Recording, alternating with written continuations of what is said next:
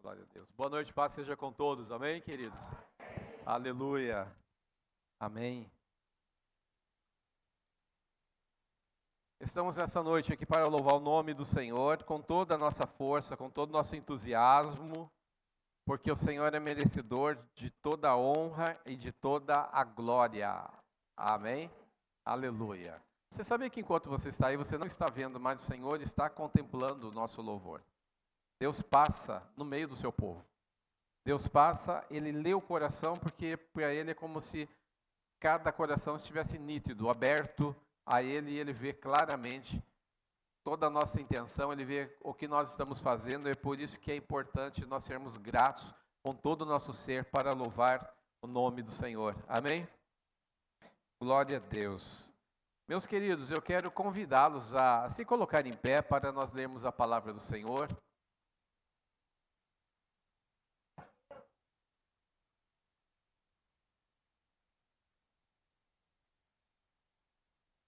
Quero te convidar a abrir sua Bíblia em João, capítulo 17. Nós vamos ler do versículo 1 ao versículo 6. João 17, do 1 ao 6. Amém? Glória a Deus.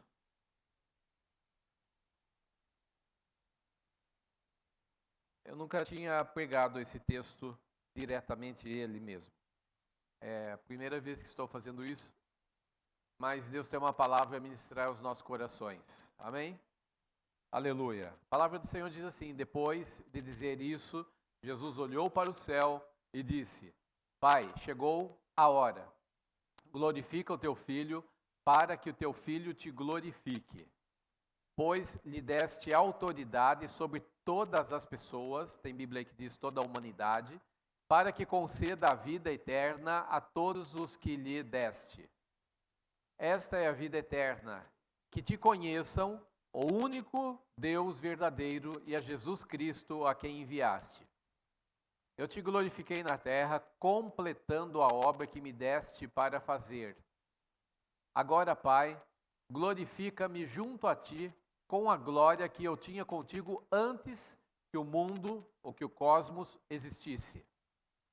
Eu revelei o teu nome àqueles que do mundo me deste. Eles eram teus, tu os deste a mim, e eles têm obedecido a tua palavra. Amém? Oremos ao Senhor. Pai amado, sabemos que a tua palavra é a verdade, e aqui há uma revelação tão poderosa daquilo que havia no coração de Jesus, e ele transbordou isso em oração. Pedimos ao Senhor que ministre a tua igreja, Pai amado, de tal forma que a tua igreja seja instruída, fortalecida, guiada na tua palavra, que teu Espírito esteja nos ajudando a entender esta palavra e a recebê-la em nossos corações. Toda obra do diabo caia por terra em nome do Senhor Jesus, e que o teu nome seja engrandecido ao ser pregada a tua palavra. Amém e amém. Pode se assentar, meus queridos.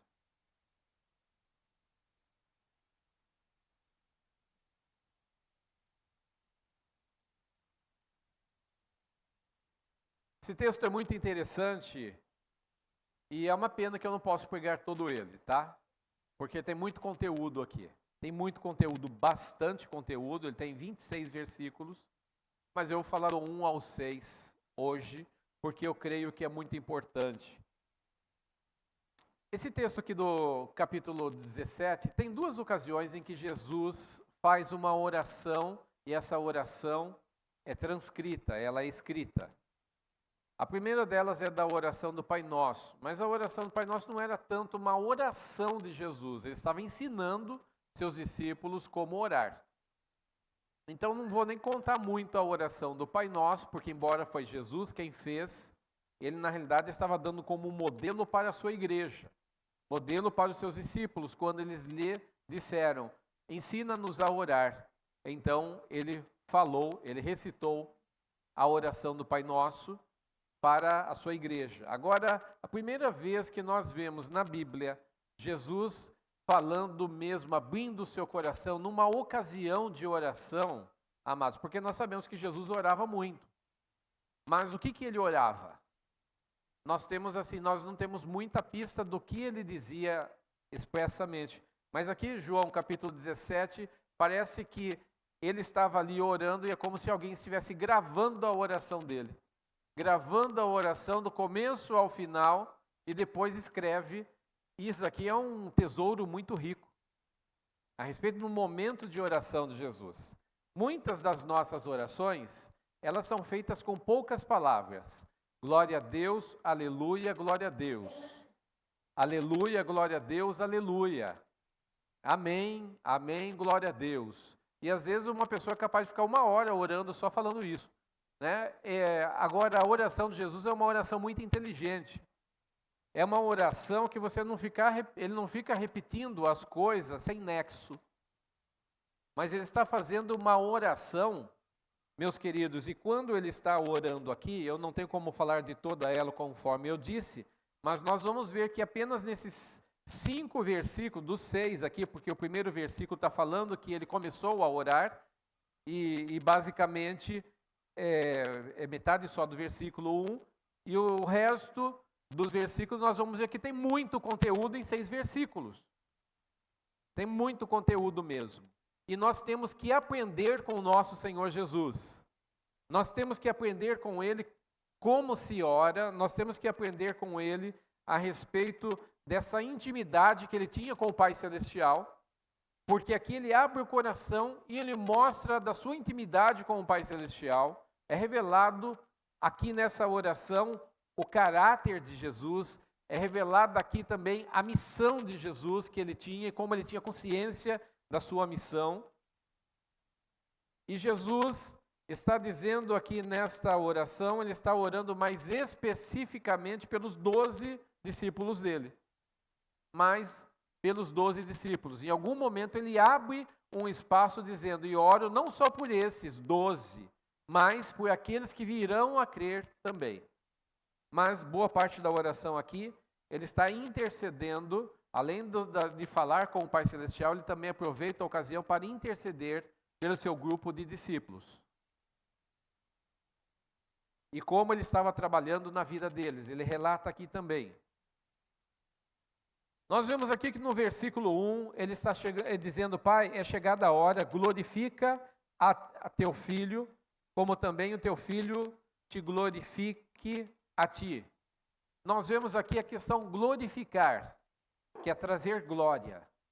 Glorificar, trazer glória, e Jesus está falando aqui, Pai, está chegando a hora, e que hora ele está se referindo? É a hora da cruz. Era a hora que envolvia a cruz, não só da cruz, mas do Getsêmani, no momento que vinha antes, todo esse momento bem rico do finalzinho, principalmente o momento da cruz. E se alguém perguntar que glória havia na cruz, que era um instrumento de desprezo, era um instrumento de vergonha completa, e ali naquela cruz nós não vemos, humanamente falando, nenhum motivo de glória. Mas Jesus está reconhecendo que na cruz ele seria glorificado. E ele está pedindo ao Pai Celestial, me glorifique, como eu também vou glorificar a ti. Jesus sabia plenamente que a cruz que estava diante dele era um momento que redundaria em glória. Aparentemente era um momento de desprezo, aparentemente o mundo estava julgando Jesus e o condenando injustamente. Aparentemente, os religiosos de Israel queriam se livrar de Jesus, estavam usando a cruz para isso.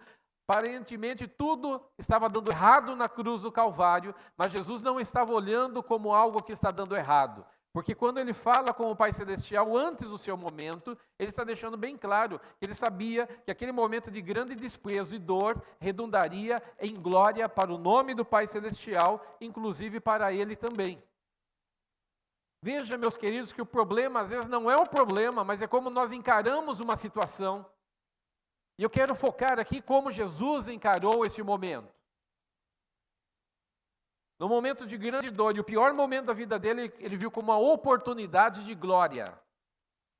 Eu não sei como você encara os problemas da sua vida. Eu não sei como você encara situações de aperto, necessidade e dificuldade da sua vida. Mas será que você pode perceber como Jesus percebeu que no momento mais obscuro da história da humanidade, que era a cruz de Cristo, onde ele levaria sobre suas costas o pecado de toda a humanidade, ele estava vendo a glória futura, que o Pai seria glorificado e que o Pai o glorificaria também naquela cruz. Perceba, meus queridos, que a questão não é o lugar, porque Adão fracassou no paraíso, mas Jesus venceu na cruz. Então eu quero que você entenda que é o posicionamento diante dos momentos que vão determinar se você é vitorioso ou fracassado, e não o problema. O problema muitas vezes pode ser uma oportunidade de vitória, uma oportunidade de mudança de nível, ou mudança de algo que está estagnado na sua vida, mas vai ser mudado a partir daquele momento. No versículo 2 nós vemos, ou melhor, deixa eu ficar ainda um pouquinho aqui, ele fala a respeito de que ele tinha o seu olho na glorificação. Ele tinha o seu olho na glorificação, ele estava vendo a glória do Pai Celestial. E a cruz de Cristo é o ponto central da fé cristã.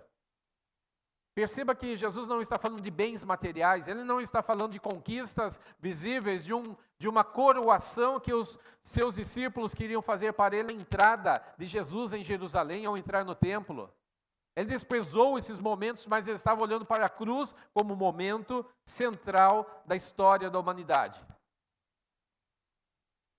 E ele está deixando bem claro, aqui no versículo 4, eu glorifiquei-te na terra, tendo consumado a obra que me deste a fazer.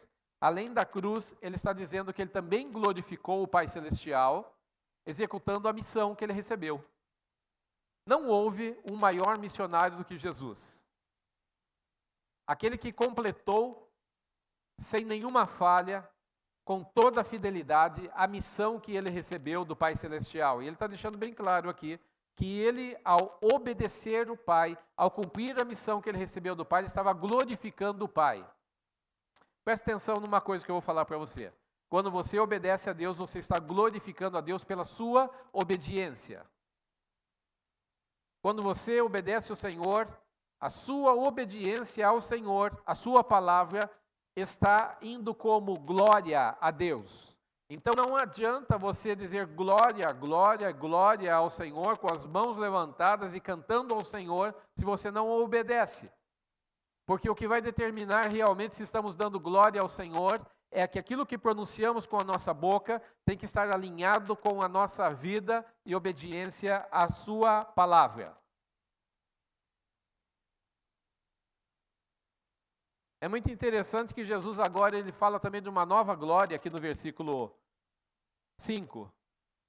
Ele fala sobre a glória da cruz, ele fala sobre a glória que ele efetuou ao Pai Celestial pela obediência, mas ele fala, Senhor, eu desejo, meu Pai Celestial, ele está dizendo assim, e agora glorifica-me, no versículo 5, tu, ó Pai, junto de ti mesmo, com aquela glória, agora não está falando sobre a glória da cruz, ele está falando com aquela glória que eu tinha contigo antes que o universo existisse. Mundo aqui no grego é cosmos. Ele está usando a palavra dizendo, antes que houvesse qualquer coisa fosse criada, antes do primeiro respiro de um homem, antes do primeiro ser vivo ser criado, eu tinha uma glória contigo, Pai Celestial. Ele está dizendo para o Pai Celestial, Jesus está consciente, embora humano, ele está consciente da sua divindade, ele está consciente da sua eternidade, ele está consciente de que ele deixou a sua glória para vir a este mundo. Está plenamente consciente ao dizer isso aqui que ele está dizendo. A glória que eu tinha contigo antes que o mundo existisse. Ele está dizendo ao Pai Celestial, eu desejo ter essa glória de volta que eu tinha contigo. E que glória é essa?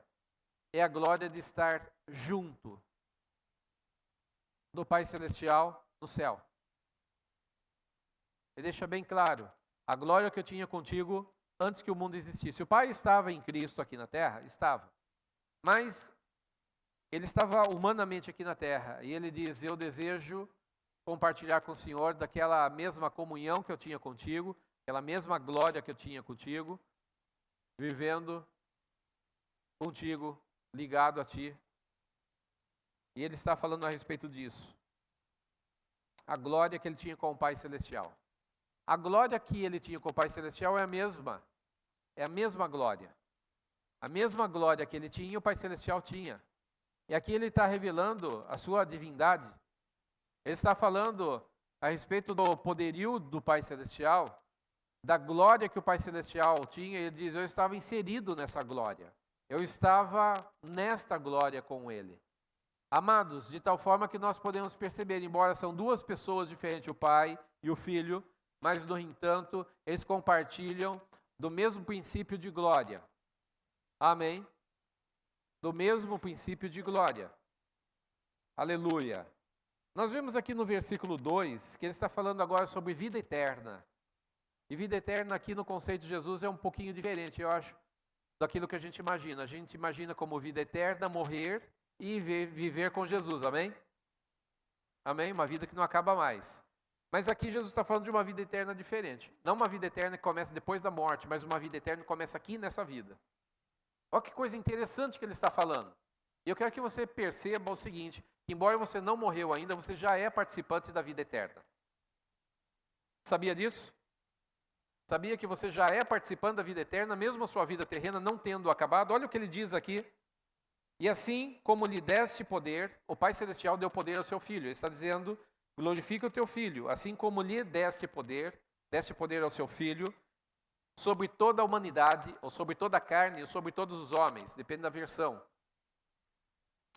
Então o Pai Celestial deu poder para Jesus sobre toda a humanidade. Preste bem atenção no que eu vou falar para você. Sabe todos os reis da terra? Eles têm determinado poder aqui na terra. Mas a autoridade que Jesus tem sobre todo o gênero humano, sobre toda a humanidade, não se compara. Ele é o único que tem essa autoridade que eu vou falar agora. A autoridade de dar a vida eterna. As pessoas podem fazer a religião que quiser, queridos. Eles podem criar o templo que quiser. Eles podem criar as normas que quiserem. Eles podem criar um livro e dizer, esse livro é sagrado, nós vamos seguir isso porque nós vamos ter a vida eterna.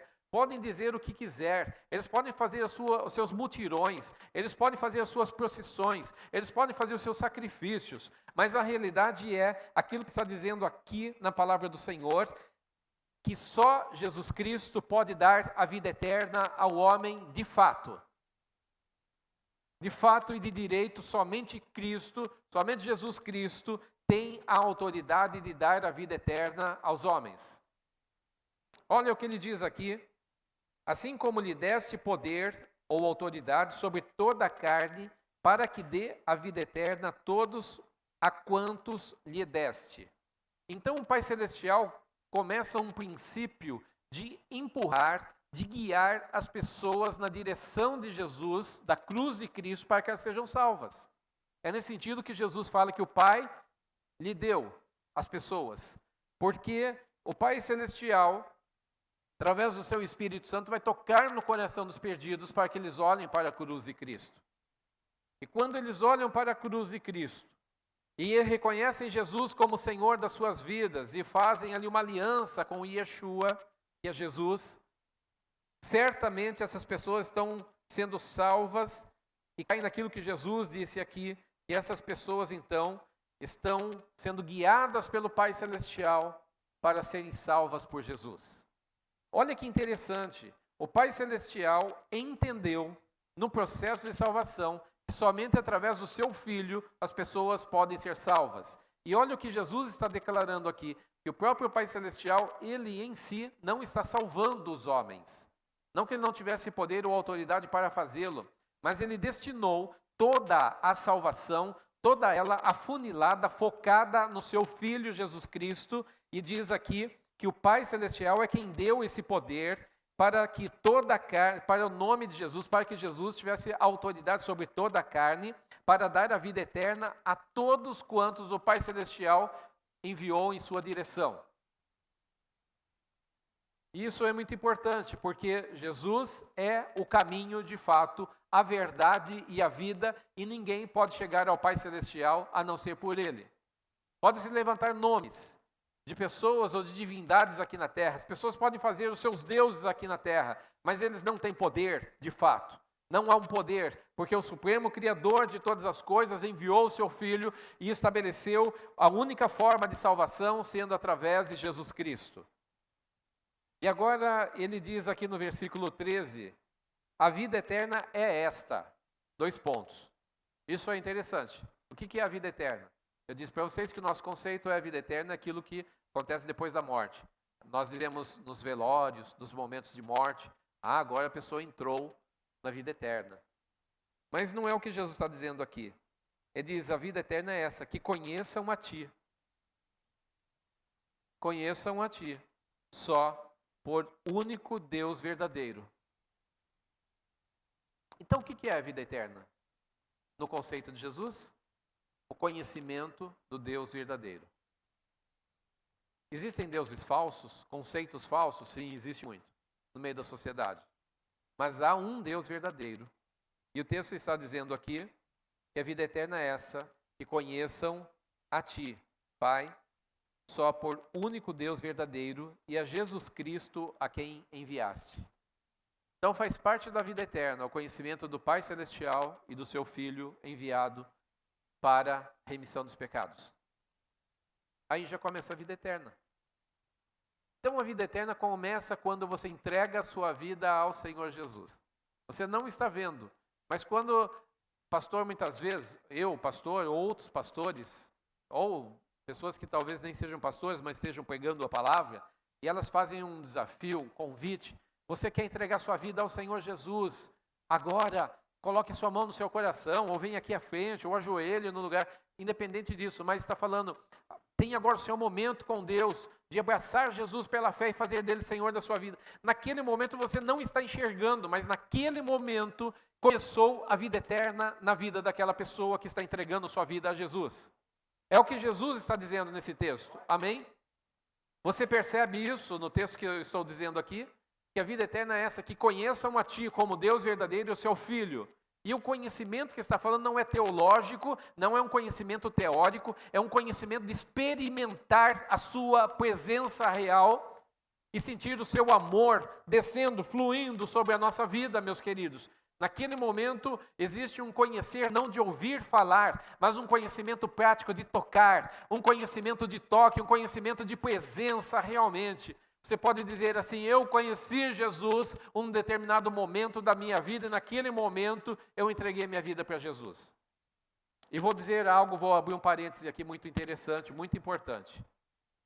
Se isso não faz o seu coração vibrar, se ajoelhe e peça ao Senhor, Senhor, mexa comigo porque há alguma coisa errada comigo. Por quê? Porque se está começando a vida eterna em mim, quando eu começo a conhecer Jesus, então aquele dia em que eu me dobrei diante de Deus pela primeira vez, meus queridos, tem que ser marcante. Tem que ser marcante. Eu já conversei com vários cristãos e eu pergunto para eles, como que foi sua conversão? Então, minha conversão eu nem sei como que foi, porque nem sei o momento certo que foi, eu cresci dentro da igreja. Olha, tome cuidado. Porque a questão é o seguinte, irmãos, tem que ter um momento certo. Tem que ter um momento. Aquele momento que eu abri o meu coração para Jesus. Aquele momento que eu disse para Ele, entre na minha vida. Porque se com a tua boca confessares ao Senhor Jesus e em teu coração creres que Deus o ressuscitou dos mortos, serás salvo, diz a palavra do Senhor. Se a minha boca ainda não fez a confissão, meus queridos, eu posso estar dentro da igreja há 120 anos, não tem problema. A questão é que se eu não entreguei ainda a minha vida oficialmente ao Senhor Jesus, e se realmente eu não senti a sua presença real em mim, tem alguma coisa estranha. Tem alguma coisa errada e nós não podemos deixar que o nosso sistema de religiosidade venha, de certa forma, anestesiar a questão da presença de Deus e da nossa salvação em Cristo Jesus, dia do seu nascimento espiritual. Está me entendendo? O dia do seu nascimento espiritual. Você deve ter tido uma experiência com Deus. E se não teve, pode ter nesta noite. É questão de abrir o meu coração para Jesus, o seu coração, abrir para Ele o meu coração e dizer para Ele, Senhor, eu quero te receber como meu Senhor e meu Salvador a partir dessa noite. E ser salvo. E a partir desse momento a minha vida começa uma mudança. Eu posso até não saber exatamente o que vou fazer depois que eu entreguei minha vida para Jesus. Mas que o Espírito Santo começa a borbulhar as coisas dentro do meu coração, começa. Ele começa a dar vontade de fazer as coisas de Deus. Ele começa a me apontar para o povo de Deus, para a glória de Deus. O Espírito Santo começa a dar diretrizes espirituais para quem o recebeu como Salvador.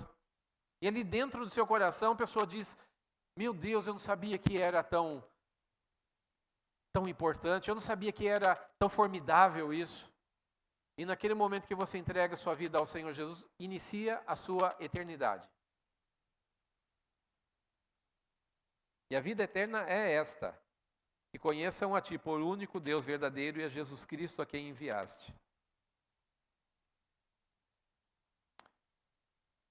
Conhecer, meus queridos, apenas porque você ouviu nas pregações, é muito importante. As pregações têm a sua importância, mas é importante que eu conheça o Senhor nos momentos da minha individualidade com Ele.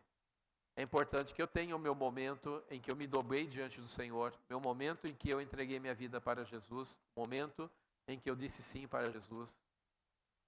E aquilo tem que ser marcante no meu coração. Porque se não é marcante, eu não quero trazer uma palavra de preocupação para você, mas eu vou dizer o que acontece quando na vida de um cristão entregou a vida para Jesus. Isso não é uma data marcante, não é uma ocasião importante. Sabe o que acontece? Jesus disse assim: a quem muito foi perdoado, ele muito amará. Mas aquele que pouco foi perdoado, esse pouco amará.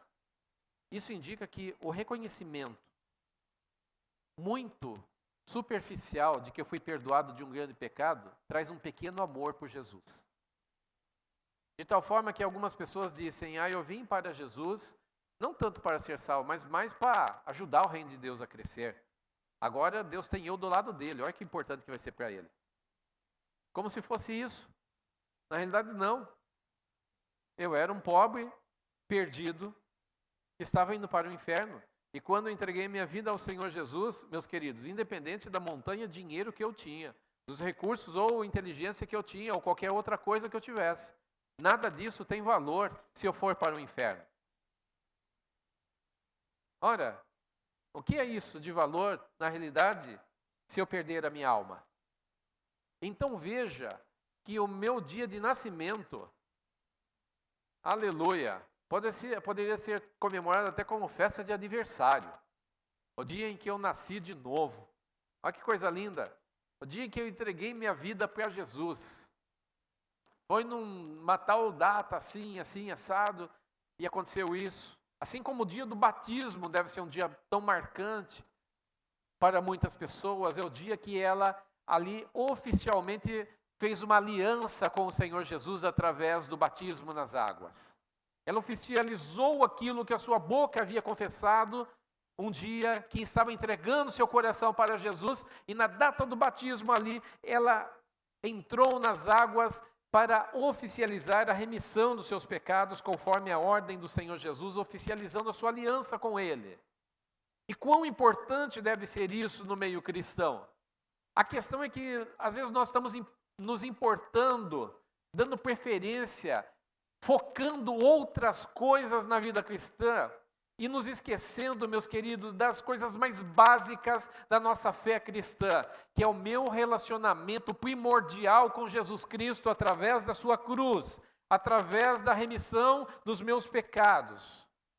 E aí começou a vida eterna. E a partir do momento que começou a vida eterna em mim, quando eu entreguei minha vida para Jesus, agora eu começo a caminhar com Ele. E nessa caminhada que eu vou tendo com Ele, eu vou passar a conhecê-lo.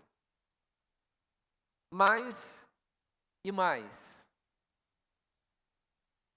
Eu vou conhecer o Pai Celestial porque, preste bem atenção no que eu vou falar, o Pai Celestial não é uma figura distante da igreja.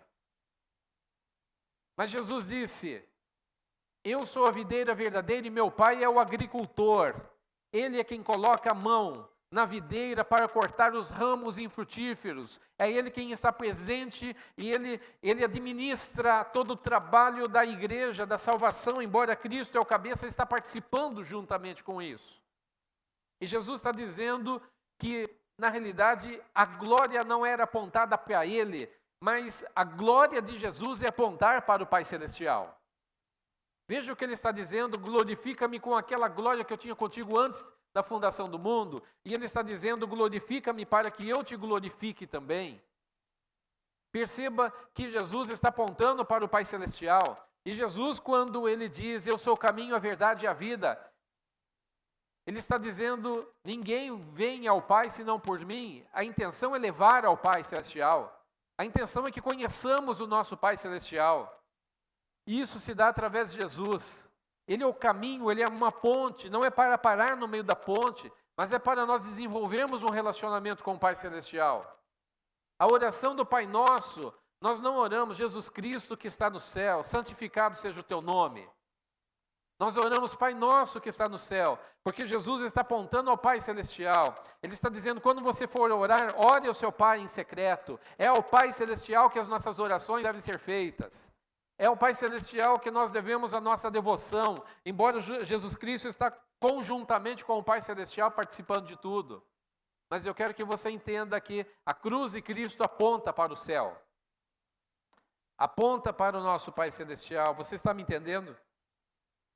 Aleluia. Aleluia. E o que Jesus está dizendo? Ele está revelando algo muito importante aqui no versículo 3, que a vida eterna é essa, que conheçam a Ti. Como conhecer ao Pai Celestial? Conhecer porque Jesus veio nos ensinar quem é o Pai Celestial. Jesus veio nos ensinar quem é o Pai Celestial. E a isso, o Antigo Testamento dá um nome que eu acho que é muito importante, e Jesus usa essa mesma expressão aqui no capítulo 17. Que conheçam o teu nome. Moisés disse para o Senhor, se eu achei graça no teu nome. E o que quer dizer isso na língua portuguesa? Conhecer o nome. Conhecer o nome não quer dizer as letrinhas de um nome. Conhecer o nome quer dizer conhecer a pessoa que está por trás daquele nome. Conhecer o nome é uma expressão que se usa, e aqui Jesus vai usar também a expressão no versículo 12, por exemplo, estando eu com eles no mundo, guardava-os em teu nome. O nome do Senhor nos guarda. Como que o nome do Pai nos guarda? Qual é o nome do Pai Celestial? Pergunta, por favor, para quem está do seu lado, qual é o nome do Pai Celestial?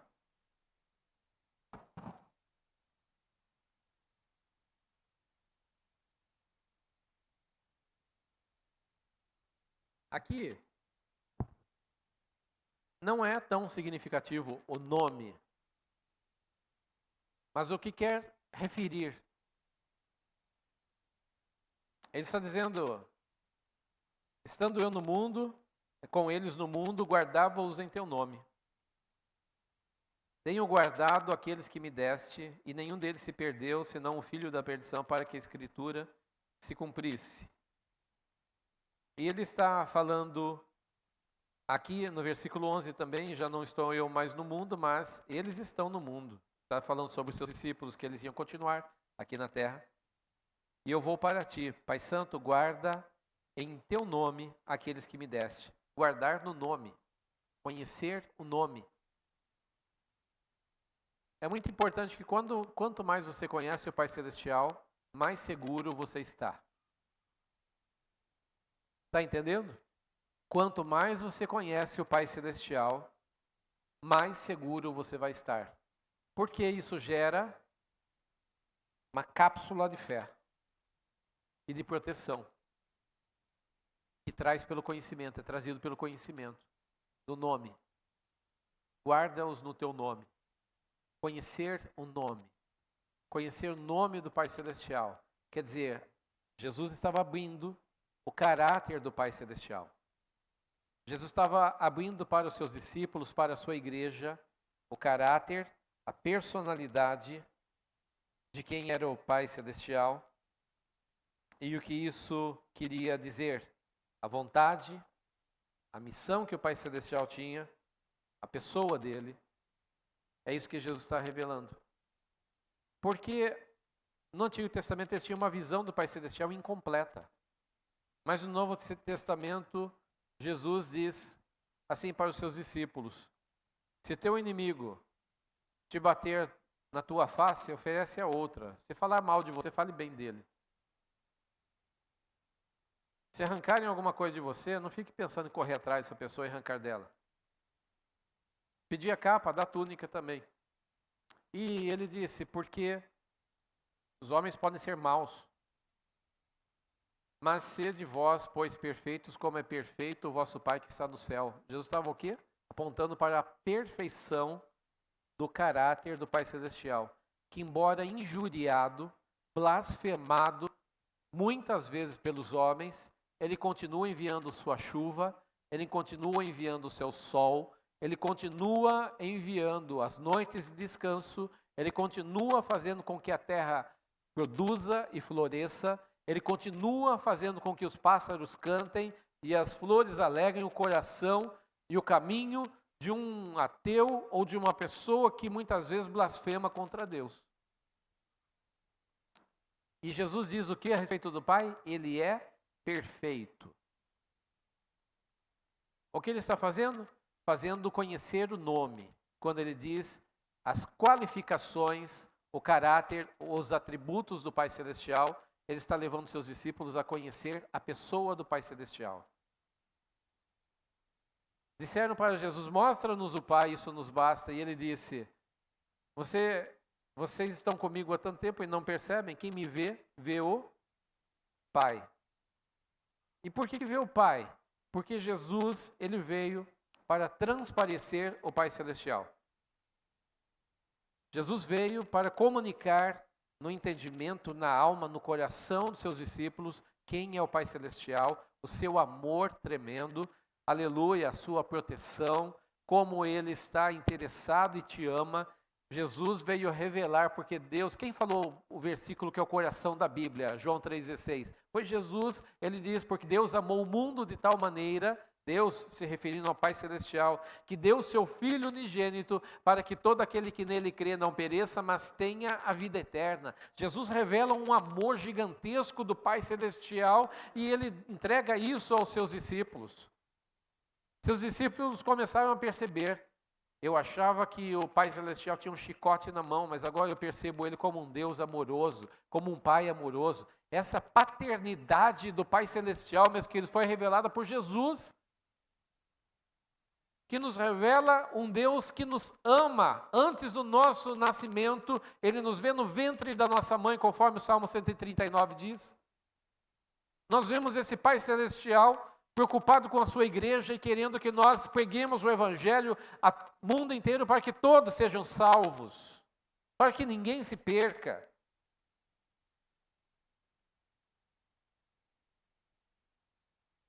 E ninguém pode conhecer o Pai se não passar pelo Filho. Ninguém tem como passar pelo Pai se não chegar ao Pai Celestial, se não passar pelo Filho de Deus. Alguém pode amar o Pai Celestial, desejar o Pai Celestial e dizer, olha, eu aceito o Pai, mas eu não vou com a cara do Filho. Eu não aceito o Filho. Existe na Terra gente assim? Existe. Mas as pessoas não vão conseguir se achegar ao Pai Celestial. Elas não vão poder se achegar a Ele, porque olha o que Jesus disse aqui em Mateus capítulo 11, versículo 26. Eu vou dizer, o versículo 27, aliás. Antes dele dizer, vinde a mim todos vós que estáis cansados, que é um versículo tão conhecido, ele diz assim, no versículo anterior, todas as coisas me foram entregues por meu Pai. Todas as coisas me foram entregues por meu Pai. E ninguém conhece o Filho, senão o Pai. E ninguém conhece o Pai, senão o Filho, e aquele a quem o Filho o quiser revelar. Quem é que revela o Pai Celestial? O Filho. Se não passar pelo Filho, não conhece o Pai Celestial. Essa é a grande verdade. Esse é o grande conteúdo, e Jesus está orando a respeito disso. E ele diz aqui, aleluia, no versículo 6, a respeito da manifestação do nome do Pai. Manifestei o teu nome aos homens que no mundo me deste. A manifestação do nome, do caráter, da personalidade, da pessoa do Pai Celestial, Jesus manifestou ou fez conhecer. Ele está dizendo aqui praticamente a minha missão no discipulado que eu tive com os meus discípulos não é simplesmente sentar com ele e perguntar como está a vida deles. A minha missão no discipulado foi fazer com que eles te conhecessem. Foi manifestar o teu nome a eles. Manifestação do Pai Celestial, ou do nome do Pai Celestial ao mundo. Jesus disse, a minha missão foi essa no meu discipulado. Foi isso que eu fiz. Com aquela glória que tinha contigo antes que o mundo existisse. Ou melhor, desculpe, irmãos, eu mudei de versículo aqui. Manifestei teu nome aos homens que tu me deste. Eram teus e tu mos deste. Essa versão aqui ficou meio estranha. E guardavam a tua palavra. Quando é que as pessoas vão mostrar que conheceram o nome do Pai Celestial? Quando começam a guardar a sua palavra. Pode pegar um crente, irmãos, que dá 1000 rodopios por segundo, por minuto. RPM, rodopios por minuto. Ele pode pular 10 metros de altura, gritar em línguas de todas as formas possíveis. Se ele não guardar a palavra do Pai Celestial, não for obediente a ela, ele é um falso discípulo. De onde estou tirando isso? Do que Jesus disse aqui. Que a manifestação do nome do Pai Celestial aos seus discípulos, que ele foi tirado do mundo, foi que eles guardaram a sua palavra. E o que é guardar a palavra? Guardar a palavra sabe quando você recebe uma palavra dessa que eu estou pregando aqui? O que eu estou pregando aqui? Não são os meus conceitos, eu estou pregando a palavra de Deus. Você pega essa palavra que você está recebendo, você guarda carinhosamente no seu coração e você diz, eu vou pensar melhor nisso, eu vou ver o que eu preciso mudar, eu vou tomar decisões em relação a essa palavra e eu não vou me esquecer disso. Você pode anotar a palavra que está sendo pregada, porque você diz, guardei a tua palavra em meu coração para eu não pecar contra ti. E o que os discípulos fazem? Guardam a palavra. Quando você guarda a palavra começa a brotar dentro do seu coração. Mas se a palavra de Deus no seu coração for simplesmente uma obrigação de culto, de vir num culto e escutar a palavra da pregação, e você não está preocupado com nada além de esperar o tempo da mensagem acabar para ir embora para sua casa comer o seu lanche. Mas se você está preocupado em guardar a palavra no seu coração, amado, essa palavra vai ser como na parábola do semeador, que uma parte da palavra, da semente que foi semeada, caiu à beira do caminho, ficou exposta, desprotegida, e vieram as aves do céu, que significa o diabo, e comeu aquela semente, e ela foi totalmente improdutiva, ela não produziu nada na vida daquela pessoa. Tem muito crente que passam muito tempo e ele não produz nada de mudança de vida na sua vida. Por quê? Porque ele deixa a palavra de Deus exposta no seu coração, ele não enterra carinhosamente no mais íntimo da sua alma, dizendo, eu quero receber tudo aquilo que a palavra de Deus está dizendo para a minha vida, eu quero receber na minha vida. Porque a palavra de Deus é uma semente, meus queridos, e ela tem, aleluia, ela tem realmente uma carga genética do céu, e ela pode produzir coisas do céu na sua vida, princípios celestiais na sua vida, e ela é poderosa, porque a palavra de Deus é rica, ela é poderosa para transformar a vida do homem caído e para levantá-lo para a glória do Deus vivo. O que estamos falando aqui, que Jesus veio do céu, porque Ele cria realmente que a sua palavra era poderosa para transformar a vida das pessoas. E os discípulos que me deste, guardaram a tua palavra. Ele está falando no final do ministério aqui. Já percebi na vida deles, Pai, que eles estão guardando, eles estão obedecendo. São perfeitos? Não.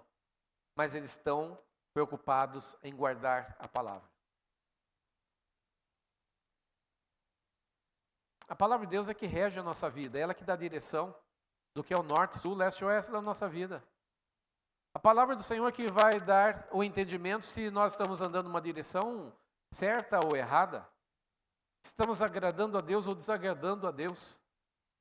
Amados, e nós vemos que Jesus está orando a respeito disso ao Pai Celestial. Isso aqui, tudo que eu estou falando, faz parte da oração de Jesus. Ele está dizendo: Pai, esses meus discípulos que o Senhor me deste, o Senhor os tirou do mundo e os trouxe a mim. E eu manifestei o teu nome a eles. E eles estão guardando a tua palavra. Ele está dizendo: eu cumpri a missão. Qual é a missão de Jesus? A missão que ele estava falando não é preguei para multidões. Eu reuni 10 mil pessoas, eu reuni 15 mil pessoas. Ele não está falando disso. Ele está dizendo: eu preguei para 12. E essas 12 guardaram a tua palavra, com exceção do filho da perdição. Ele vai dizer lá na frente para que se cumprisse a escritura. E esse desprezou a palavra, mas os que guardaram a palavra, foram eles todos transformados pela palavra. Perceba que Jesus está dizendo aqui, no auge da sua vida, que o ponto mais importante não eram as multidões, mas os discípulos, poucos que ele fez, e que esses discípulos aqui, estavam impresso na alma deles, o nome do Pai Celestial. O amor ao Pai Celestial.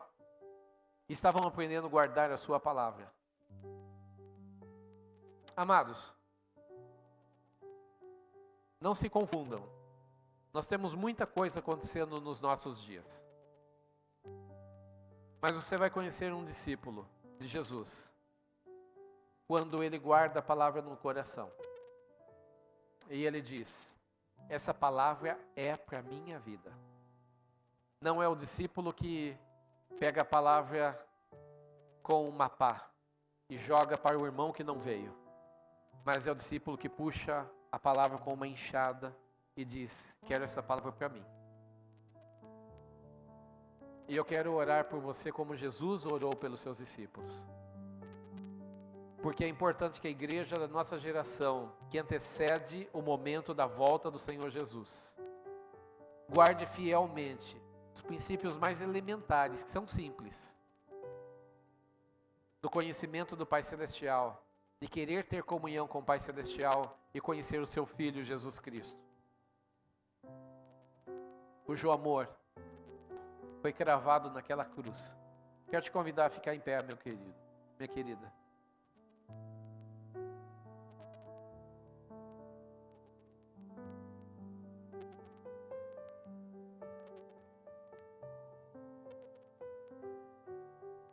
Preste bem atenção no que eu vou falar para você. Você já entregou a sua vida ao Senhor Jesus? Eu estou perguntando, você já entregou a sua vida ao Senhor Jesus? Eu sei que tem um monte de gente olhando para o alto, olhando para o lado, quando eu estou perguntando isso. Estou perguntando, olhem nos meus olhos, por favor. Você já entregou a sua vida ao Senhor Jesus? Isso já aconteceu? Aleluia! E essa data, ela é importante para você? De você ter iniciado a vida eterna quando você entregou sua vida para Jesus. Talvez você não tivesse noção disso, do que você está recebendo hoje. Mas a eternidade começou, e se você morresse 1 minuto depois do momento que você entregou sua vida ao Senhor Jesus, se você fez com sinceridade e confessou ali ao Senhor que você era um pecador e precisava de Jesus, e fez isso realmente com sinceridade, se você tivesse morrido, teria sido salvo como ladrão da cruz. Porque para Deus você estava pisando já na eternidade quando entregou a sua vida ao Senhor Jesus. Mas tenho visto a igreja correr atrás de tantas coisas que não podem encher o coração do homem. Tenho visto a igreja da nossa geração correr atrás de tantas coisas para distrair o nosso coração. Está apontando para muitas direções diferentes, dando flechadas em diversos alvos que Deus não mandou fazer. E às vezes essa pessoa perde o seu alvo da sua eternidade. Ela até entregou a vida para Jesus, mas ela não considera como um fator importante. Meu querido, Na realidade, o que mais está contando ao Pai Celestial é como você está se relacionando com Ele, através do seu Filho Jesus Cristo. A cruz do Calvário, meus queridos, era um problema de divisão, de relacionamento. Estávamos divididos em relação ao Pai Celestial. Nós não tínhamos comunhão com Ele, mas Jesus nos liga ao Pai Celestial. É um problema de relacionamento universal. E Jesus, na sua cruz, Ele estava costurando o céu à terra e restaurando a comunhão entre o Pai Celestial e a humanidade criada por Ele, daqueles que se entregam a Jesus como Salvador. Jesus estava restaurando a vida. Aleluia! E isso deve ser o dia marcante, aquele dia que eu digo assim, eu me converti naquele período, eu me converti naquele dia, em tal dia eu entreguei a minha vida para Jesus. Deveria ser um momento marcante em que nas nossas reuniões familiares ou nas nossas células nós estivéssemos conversando e testemunhando sobre o dia da nossa salvação, sobre o dia que entregamos a vida para Jesus, porque ali começou a sua história. Nós comemoramos o dia que nós nascemos fisicamente aqui na terra, mas não comemoramos o dia que nós nascemos espiritualmente no céu. Porque é nesse dia que nós nascemos espiritualmente no céu que os anjos fizeram festa. Porque ali era um bebê que estava nascendo quando alguém entregou a vida para Jesus, é um bebê para a eternidade que estava nascendo. Aleluia, independente da idade que ela tinha, ali ela estava nascendo de novo. E Jesus está nos dizendo, você pode conquistar todos os reinos dessa terra, você pode fincar suas bandeiras nos altos montes dessa terra, nos lugares mais famosos, na calçada da fama dessa terra, mas se você não tiver o seu nome escrito no livro da vida, você vai perder todas as coisas e nada mais importa. Aleluia, aleluia, e Jesus veio para dizer isso, e eu quero dar essa direção para a igreja, através da palavra de Deus nessa noite, que o mais importante é o nosso relacionamento com o Pai Celestial através do seu Filho. Aleluia, se você não tem valorizado isso, você não entendeu o Evangelho. Nós precisamos nos voltar para os primórdios do Evangelho, os primórdios do nosso relacionamento com o Pai Celestial. Aleluia, chegarmos a Ele e sentirmos realmente o seu amor sendo derramado sobre as nossas vidas. Nós estamos preocupados com muitas coisas estão enchendo o nosso coração, mas o mais importante não é aquilo que Marta estava fazendo, simplesmente querer trabalhar e estar ali afadigada de um lado para o outro com os afazeres dessa vida, mas o posicionamento de Maria, que chegava aos pés de Jesus ali e parava tudo, o mundo parava ali aos pés de Jesus para ela ouvir o que ele tinha para falar. Ela olhava em seus olhos e ela queria receber para dentro do seu coração. Quando chegaram aqui nessa noite cansados e sobrecarregados, aleluia, das coisas dessa vida, meus queridos, estão tão sobrecarregados, mas uma coisa importa, o Senhor Jesus está dizendo, e Maria escolheu a boa parte, e ela escolheu a boa parte de chegar aos pés de Jesus, aleluia, ela chegou ali aos pés de Jesus e cultivou comunhão de proximidade com Jesus, comunhão de proximidade, e eu quero orar com você agora. Talvez você esteja apontando para outros alvos, para outras direções. E eu pergunto, o que mais é importante para você? Jesus é um rico tesouro, a ponto de você vender todas as coisas para obtê-lo em primeiro lugar, primeiro grau de importância.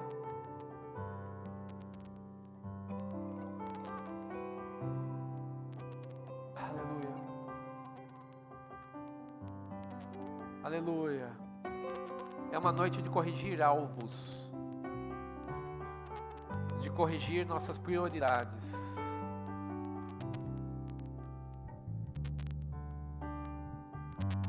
Aleluia. Corrigir alvos. Jesus diz para a igreja de Éfeso, no livro de Apocalipse, você trabalha bem. Você faz um monte de coisa bem.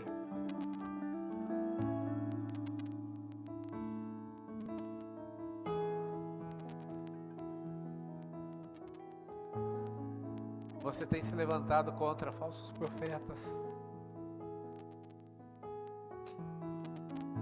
Você realmente doutrinariamente tem sido exemplar.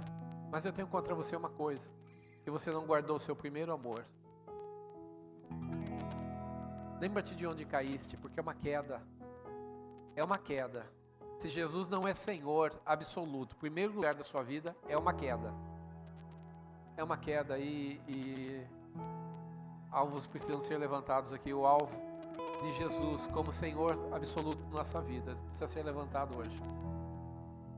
Quantas pessoas querem levantar um alvo hoje da prioridade de Jesus? Meu alvo é Cristo. Meu alvo é Cristo. Meu alvo é Cristo. Meu alvo não são os tesouros dessa terra, não são as outras preocupações dessa terra. Buscar em primeiro lugar o reino de Deus e a sua justiça. E há uma promessa: as demais coisas vos serão acrescentadas. Dá prioridade para aquilo que é mais importante, e as demais coisas nos serão acrescentadas. Aleluia! E eu quero orar com você hoje. Talvez você tenha chegado aqui no culto dessa noite com seus olhos preocupados com outras coisas, pensando longe, distante. Talvez Jesus não tenha sido a sua prioridade no culto dessa noite. Seu coração estava distante do Senhor.